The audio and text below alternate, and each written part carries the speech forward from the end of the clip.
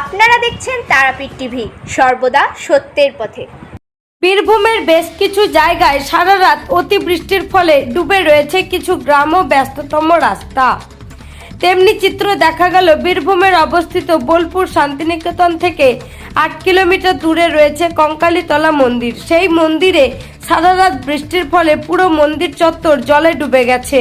সেই মন্দিরে অনেক দূর দূর থেকে আসা পর্যটকরা এসে সমস্যায় পড়েছেন এবং পর্যটকরা জলে হেঁটে মন্দিরে পুজো দেওয়ার জন্য তাদের যেতে হচ্ছে